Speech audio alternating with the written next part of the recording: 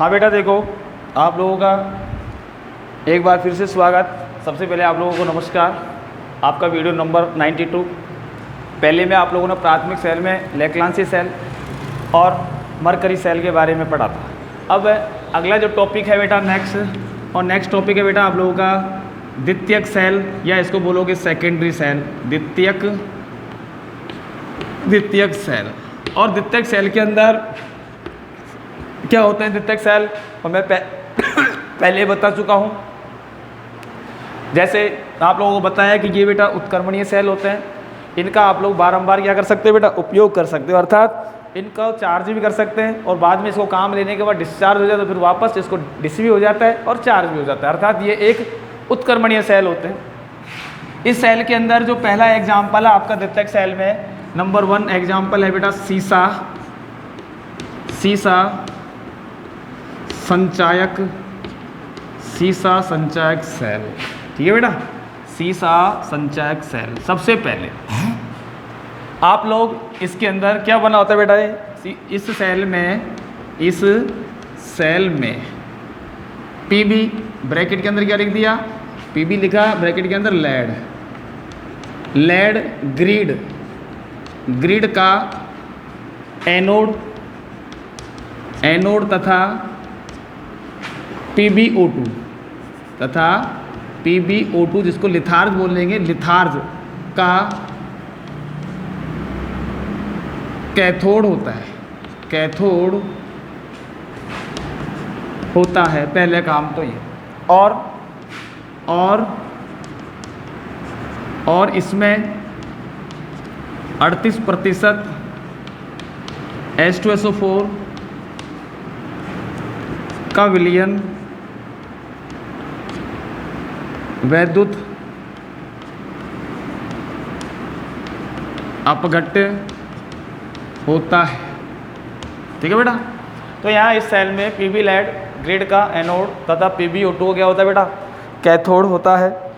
और इसके अंदर होने वाली रासायनिक अभिक्रिया, उसके बारे में अपन पहले बाद में बात करेंगे। अब सबसे पहले चित्र बनाएंगे भाई सीसा संचायक सेल का। तो आप बेटा सबसे पहले इस प्रकार से चित्र बनाना। ये यहाँ पर ग्रिड का मतलब एक तरह से प्लेट होती है, और प्लेट मैं इस प्रकार बना रहा हूँ। यहाँ पर एक प्लेट तो ये वाली, इसके बाद ये दूसरी प्लेट, और इसके बाद ये तीसरी प्लेट।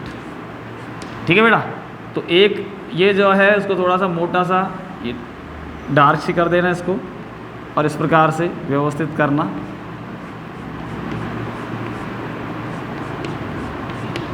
फिर एक और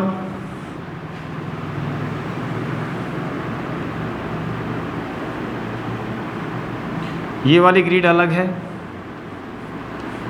व्यवस्थित कर देना। एकांतर क्रम में 4-5 भी कर सकते हो। ठीक है बेटा, खाली छोड़ना। ये जो है पीबी लेड की क्या बेटा, ग्रेड किसका कार्य कर रहा है, पीबी किसका कार्य कर रहा है, पीबी ग्रेड एनोड का कार्य करते, किसका, एनोड। तो ये वाली जो ग्रिड है इसको बोलोगे एनोड, और ये वाली ग्रिड है इसको बोलोगे बेटा आप लोग कैथोड। क्या बोलोगे, कैथोड। और कैथोड जो बना हुआ है किसका बना हुआ है, PbO2 का बना हुआ है। और इसके अंदर वैद्युत अपघट्य के रूप में 38% H2SO4 का विलयन भरोगे बेटा। कितना, 38%। अब सबसे पहली बात है कि बेटा एनोड और कैथोड दोनों पर ही पीबी जो है Pb+2 में ऑक्सीकृत होगा, और SO4-2 से क्रिया करके क्या बना देगा, PbSO4 बनाएगा। इसी प्रकार से PbO2 भी सल्फेट से क्रिया करके PbSO4 बनाएगा, और इन पर लेड सल्फेट क्या हो जाता है, एकत्रित हो जाता है। तो अब बात समझने की यह है कि भाई एनोड पर अभिक्रिया क्या है और कैथोड पर अभिक्रिया क्या है। तो सीसा संचायक सेल के अंदर हमने क्या डाला बेटा, एनोड पर अभिक्रिया। इससे पहले मैं बोल रहा हूँ आपका वैद्युत अपघट्य क्या है, पहले तो ये देखो, वैद्युत अपघट्य आपका H2SO4 है। इसको आपने तोड़ा तो 2H++ SO4-2 में टूट गया कि नहीं टूटा भाई। ठीक है, अब आप लोग क्या शुरू करोगे, एनोड पर अभिक्रिया ठीक है। चित्र बन ही जाएगा। एनोड पे क्या होने वाला है, Pb था, Pb प्लस 2 में परिवर्तित हुआ, 2 माइनस बाहर निकला, हो गया। उसके बाद Pb प्लस 2 किसके साथ क्रिया करेगा, SO4 माइनस 2 के साथ, और आपका बनेगा बेटा इसके अंदर PbSO4 बनेगा कि नहीं, PbSO4।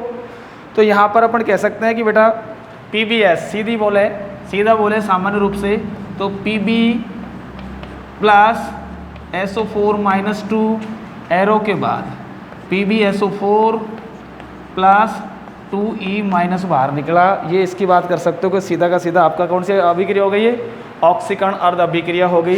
तो ये है आप लोगों की बेटा एनोड पर अभिक्रिया। सामान्य रूप से अपन यहाँ की बात करें तो ये तो मैंने खोल के लिखा, शॉर्ट रूप में अपन इसको इस प्रकार से लिख सकते हैं। तो ये था मामला बेटा। तो ये चीज़ आपने उतार ली होगी, सीसा संचायक सेल। तो एनोड पर अभिक्रिया मैंने करवाई दी। फिर उसके बाद आपकी जो अगली अभिक्रिया है वो है बेटा कैथोड पर अभिक्रिया। किस पर, आप लोगों को सीसा संचायक सेल हेडिंग डली रही है, मैं यहाँ इसको मिटा रहा हूँ।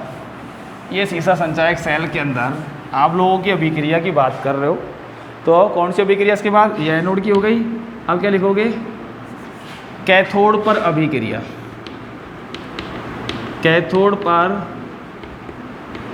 अभिक्रिया, कैथोड पर क्या है बेटा आपका, PbO2 है प्लस, आपके पास क्या है, SO4 माइनस का 2 है प्लस, आपके पास क्या है, इलेक्ट्रॉन प्लस H प्लस, अर्थात 4H प्लस है। तो यहाँ पर भी आप लोग कितने इलेक्ट्रॉन ले लो, जितनी आवश्यकता, 2 की पड़े तो 2 और 3 की पड़े तो 3 ले लेना। यहाँ लिखोगे बेटा, क्या लिखोगे,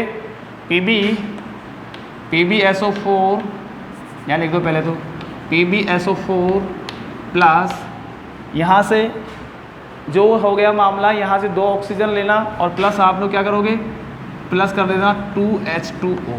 ठीक, जितने इलेक्ट्रॉन्स की आवश्यकता है, तो यहाँ 2 तो इसके पास है, 2 और लगा दिए।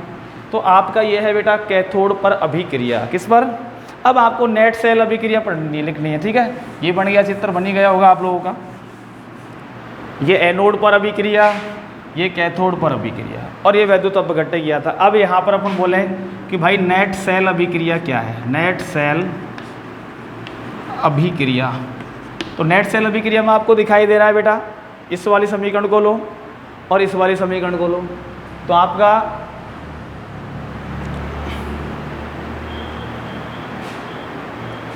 नेट सेल अभिक्रिया में आप लोग क्या करोगे बेटा, इस वाली समीकरण को तो नंबर 1 ले लेना और इस समीकरण को नंबर 2 ले लेना। ले लिया 2, अब 2 ले रहे हैं तो बस जमा देते हैं। आपने क्या किया, Pb प्लस SO4 माइनस 2, ठीक है बेटा, एरो के बाद PbSO4 प्लस 2E माइनस, तो आपकी ये तो एनोड वाली हो गई। कैथोड पर PbO2 plus SO4 minus 2 plus 2E minus plus 4H plus, arrow के बाद PbSO4 प्लस 2H2O। ठीक, इलेक्ट्रॉन से 2 इलेक्ट्रॉन से 2 इलेक्ट्रॉन काटो। ठीक है बेटा, इधर वाले जोड़ देना, उधर वाले इधर से इधर काटना, इधर से। तो आपकी समीकरण क्या बनी, क्या बनी बेटा, Pb प्लस PbO2 प्लस 1 और 1 2 SO4 माइनस का 2, ठीक है, प्लस 4H प्लस, एरो के बाद 2 PbSO4 प्लस 2H2O। ये समीकरण बनी कि नहीं बनी बेटा, है। इलेक्ट्रॉन यहाँ से इधर का इधर, इधर का इधर काटोगे तो ये जो वाली समीकरण है, इस समीकरण को बोलोगे निरावेशित समीकरण। क्या बोलोगे इसको, निरावेशित समीकरण है सेल की, जब आपको बिजली प्राप्त हो रही है, अर्थात विद्युत धारा प्राप्त हो रही है। तो अब ये तो है निरावेशित समीकरण, और तुमसे अब दोनों समीकरणों को बिठा लिया, बिठाने के बाद इसको लिख दिया, कोई दिक्कत नहीं आई, और इस प्रकार से इसको समीकरण को क्या बोलोगे, निरावेशित समीकरण। अब आप लोगों से एक प्रश्न पूछा जाए कि भाई इसकी आवेशित समीकरण लिखो, तो ये तो हो गया 1 पॉइंट, आवेशित समीकरण। आवेशित समीकरण में क्या करना है, इसको उल्टा करना है। तो 2 PbSO4 प्लस 2H2O, एरो लगाओ, एरो के बाद क्या आएगा, Pb plus PbO2 plus 2SO4 minus का 2, ठीक है बेटा, और प्लस क्या आ जाएगा, प्लस आ जाएगा 4H प्लस। ठीक, तो ये जो समीकरण है उल्टा लिखना है इसको, है ना, ये भी लिख दिया अपन ने, ये भी लिख दिया, ये भी लिख दिया। तो ये समीकरण जो बनने वाली है, इस समीकरण को बोलोगे आवेशित समीकरण, और ये समीकरण जो नेट सेल अभिक्रिया की समीकरण थी, इसको बोलोगे आप लोग निरावेशित समीकरण। ठीक है बेटा।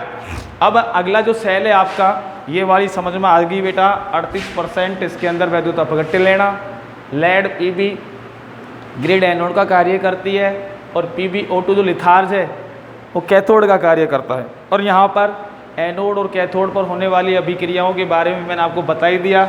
ये निरावेशित समीकरण है, और वो समीकरण बेटा अगर आप लोगों की कौन सी है, आवेशित समीकरण है। अगला जो चौथा सेल है वो है बेटा निकिल कैडमियम सेल। ठीक है, ये वाला जो सेल है हम अपन नेक्स्ट वीडियो में अपन इस सेल की बात करेंगे। आप लोगों को धन्यवाद।